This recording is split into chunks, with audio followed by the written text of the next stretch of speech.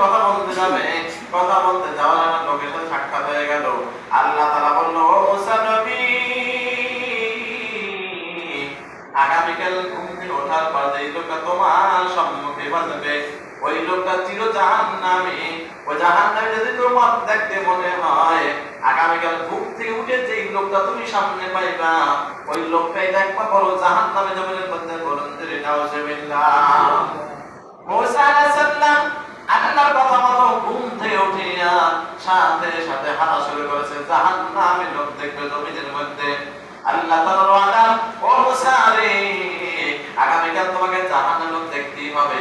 আল্লাহ কোথায় পাবো? দেখবা তুমি যেই রাস্তায় প্রত্যেকদিন পায়চারি করো, যেন হাঁটাহাঁটি করো, ওই রাস্তায় প্রথম যেই ব্যক্তিকে দেখবা, ওই ব্যক্তি হচ্ছে দুনিয়ার মধ্যে বড় জাহান্নামী। বলুন নাউজুবিল্লাহ। দেখতে মনে হচ্ছে না? আপনাকে আমাদের বলে মানুষের একটা সিরেপ জান্নাতি আল্লাহ তাআলা সার্টিফিকেট করেছে। হাজার কোটি কোটি হিন্দু খ্রিস্টান বৌদ্ধ নাসারা সবাই পাগল হয়ে যায় একটা দেখার জন্য। কি বলে জান্নাত, কি বলে জাহান্নাম দুনিয়ার মধ্যে। দেখিস কি কাজ করছে সে, কি কাজ করছে, জাহান্নামে গেল, কি কাজ করছে, জাহান্নামের জান্নাত হয়ে গেল। মুসা আলাইহিস সালাম আল্লাহ বাবারবে আল্লাহর কথা মতো সকাল বেলা আল্লাহ রাব্বুল আলামিনের কথা মতো হাঁটা শুরু করেছে। আর দেখতে একটা লোক দাঁড়ানো, ওই যুবক লোকটা দেখতে লোকটা দাঁড়িয়ে আছে। আর দেখে মনে মনে চিন্তা ভাবনা করলো, আল্লাহ রে, এত সুন্দর ব্যক্তি জাহান্নামে জ্বলবে।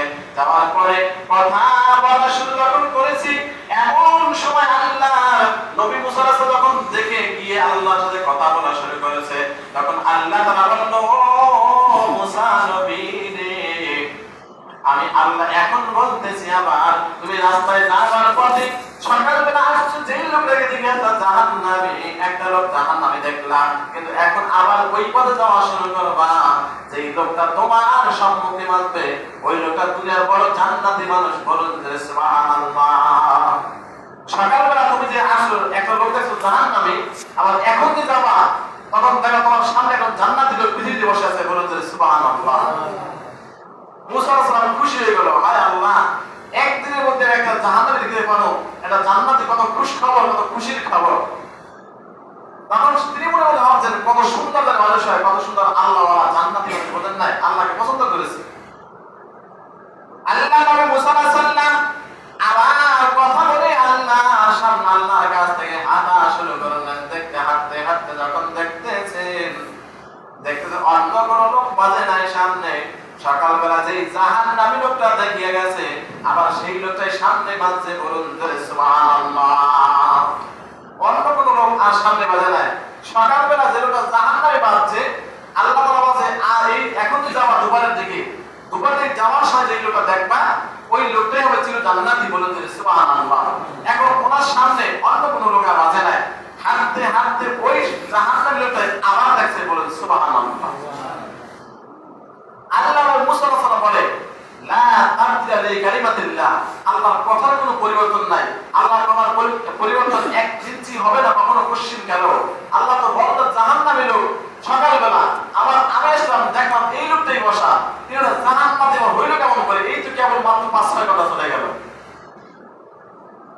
পরের দিন কথা বলার সময় আল্লাহ পাকের কাছে জিজ্ঞেস করেছিল, রব্বুল আলামিন, রব্বি কারীম, রব্বি আল্লাহ, দয়াল আল্লাহ, আর কালকে যে সকালবেলা আপনি বলেন একটা জাহান্নামী লোক দেখলাম, কিন্তু যাইবার সময় লোকটা দেখতে পারি নাই।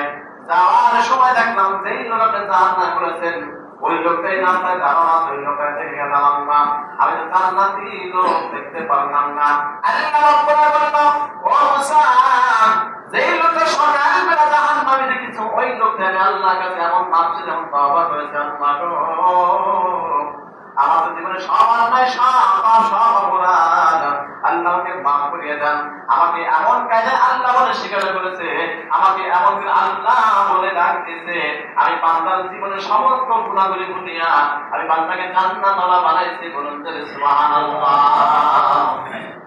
তার মানে আমাদের আল্লাহ মাফ করতে বেশি সময় লাগবে না, 20 বছর নামাজ পড়া লাগবে না, 5 মিনিট কিছু করা লাগবে না।